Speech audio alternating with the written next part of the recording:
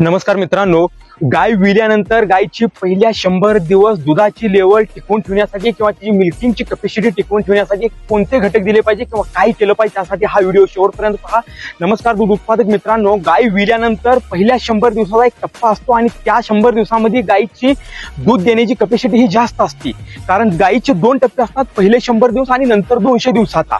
पहिल्या 100 दिवसात जेवढी गाय दूध देते त्याच्या तेवढंच दूध शेवटी गाय दुसऱ्या 200 दिवसाच्या टप्प्यात देते. आणि त्या गायीला पहिल्या 100 दिवसात दुधाची लेवल किंवा मिल्किंगची कॅपॅसिटी टिकवून ठेवण्यासाठी गायीला कॅल्शियम, फॉस्फरस प्लस विटॅमिन आणि मिनरलची फार गरज असते. त्यासाठी अलीकड मार्केटमध्ये बऱ्याच कंपनीचं 1 शॉट असं कॅल्शियम आलेलं आहे, जे जेलमध्ये आहे.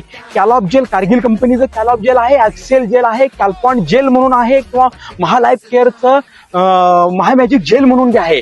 हे जर कॅल्शियम तुम्ही 1 शॉट 300 ml चा जर गायीला 10 दिवसाला जर एक डोस दिला तर त्या गायीची दुधाची लेवल हे कंपल्सरी टिकून चालते. जी तुम्हाला दुधाची सध्याची लेवल आहे ती 100 दिवस टिकून ठेवण्यासाठी त्या गायीला तुम्ही 10 दिवसाला कमीत कमी डोस द्या किंवा 15 दिवसाला द्या. हे 1 शॉट कॅल्शियम आहे. ह्यामध्ये सर्वात जास्त प्रमाणात हे कॅल्शियम आणि फॉस्फरस प्लस सर्व प्रकारचे विटॅमिन्स प्लस सर्व प्रकारचे मिनरल्स हे दिलेले आहेत. धन्यवाद मित्रांनो.